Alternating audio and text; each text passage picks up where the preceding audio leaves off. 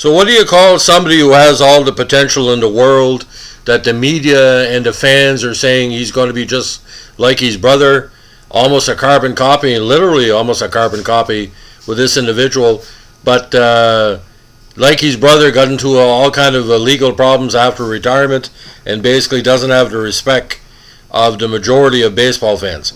Of course, it's got to be Ossie Canseco. Now, for people of a certain generation, me, Ossie Canseco is a head scratcher, just like his brother. Big drink of water. I think he was only 1 inch shorter and 15 pounds heavier. Identical twin.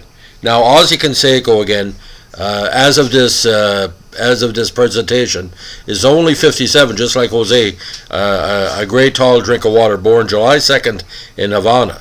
Now, the right-handed batter and a right-handed pitcher was drafted by the Yankees as a pitcher. Eventually made Major League Baseball. It was almost like an afterthought for Jose in Oakland and actually for the St. Louis Cardinals. Now, he had his Major League debut with Oakland, but had his last game all the way 30 years ago, almost to the day, with St. Louis. Now, he eventually became a manager of the Brownsville Charros of the United League before the league's dissolution. He was previously the pitching and hitting coach for the Yuma Scorpions of the Independent North American League and manager of the Edinburgh Road Runners. Now, raw stats is quite interesting. 6'3", 2.5. I think Jose is 6'3.5", 220 pounds. Again, tall drink of water. Looks exactly like Jose, but with a little bit of a bigger eyebrows. Now, he currently holds the Atlantic League record, single season title for home runs with 48, which he achieved with playing for the Newark Bears in 2000. Now, he was drafted as a pitcher by the Yankees. In his brief major league career, he played in 24 career contests with the Athletics and the Cardinals. Between 1990, he played with Jose on the same team, a team in 93. And again, in 91, he played in Japan for I hope I can pronounce this correctly for you, the Kintistu Buffaloes, but I think he didn't play with the senior team. According to my stats, I found out from Baseball Register, he played for the junior team, but he was mostly injured that year. Now, again, high draft pick, second round by the Yankees in '83 Major League Draft, and in stark contrast to the prolific power-hitting career of his twin brother, he never hit a Major League home run, which is kind of bizarre. Now, when he came up with Oakland, there was a lot of hype. A lot of card companies got interested. In the midst of the what do you call the junk wax boom, and something speculation. These cards were quite high from a rookie perspective, but it didn't pan out. Now, he played one season again in the Northern League, and in '91. Canseco signed a 1-year contract with the Buffaloes of the Japanese Pacific League, and again, due to the injury, he never played a game with the senior Buffaloes. Now, on April 11th, 2011, it was announced that Ossie and his brother would play for the Yuma Scorpions of the North American League. In addition to playing, Ossie would be bench coach and Jose would manage the team. Ossie played 12 games with 8 hits and 12 RBIs. His season batting average was .258. Now, his off-field peccadillos are still somewhat memorable, especially his legal troubles. We'll get that in a second. Now, he appeared on an episode of VH1's A Surreal Life Season 5 as a Jose Canseco impersonator. At the end of the program, it was revealed that he was Jose's twin brother. He also reportedly appeared at baseball card shows and book signings, passing himself off as his brother. Well, they look so much alike. They are twins. Now, as a manager of the Brownsville Charros in the United League, he pulled his team off the field with a 2-1 lead, giving the RGV over White Wings a win, which made news because how often do you see that? Only, I think, Earl Weaver and a few other managers have done that. Now, in 2002, this is the big problem. He pled guilty to charges stemming from a nightclub fight on October 31st, 2001. He and his brother Jose got into a fight with 2 California tourists at a Miami Beach nightclub that left one man with a broken nose and another needing 20 stitches in his lip.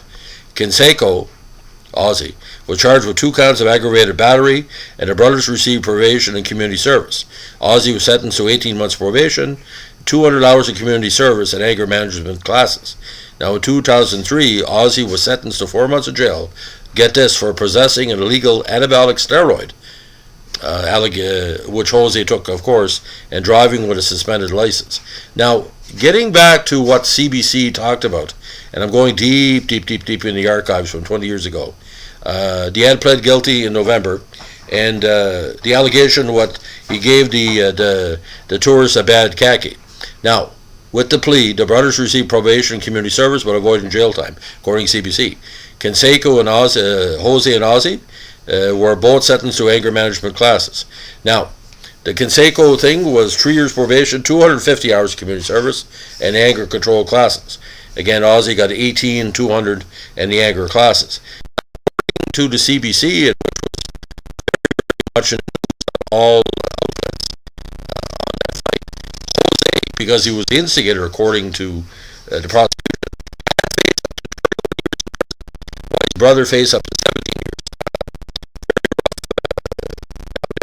Now, Jose pled guilty to 1 count of felony aggravated battery and 2 counts of misdemeanor battery, and Ossie pled to 1 count of felony battery and what's it say now?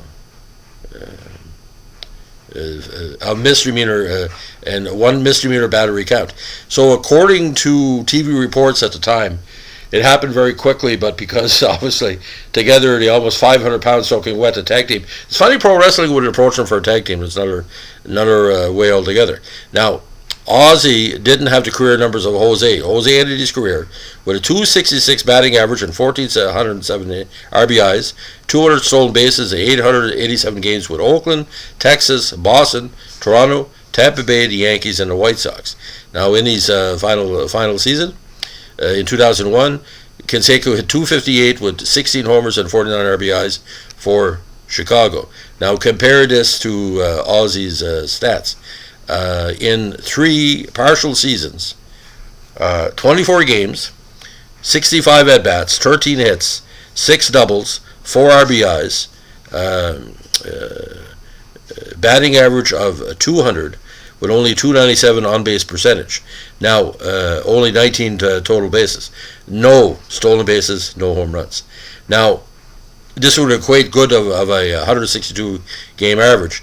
But in the minors, again, put up some decent numbers in the minors, because he was known for his home run power like his brother. Now, what was kind of weird here, he would never not out of the what he called the loop.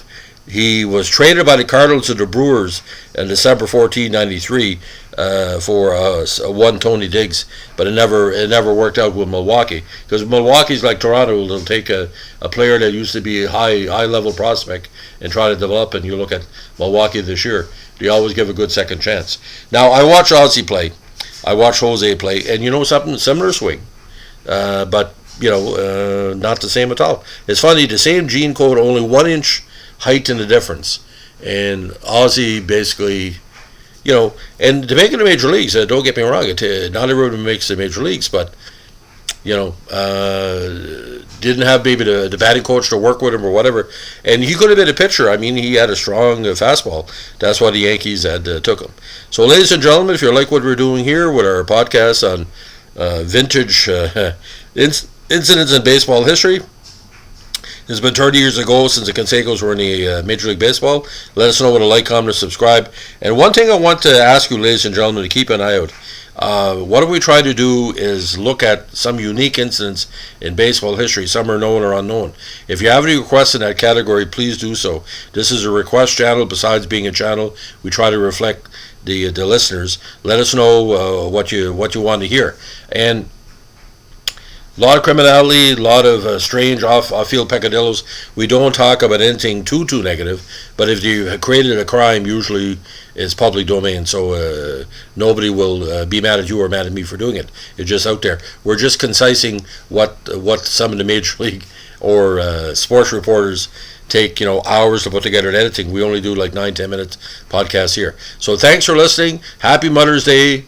for the people all over the world. And let me tell you something, if you got a good mother, say like Joanne Arden, it's a beautiful thing. So thanks for listening.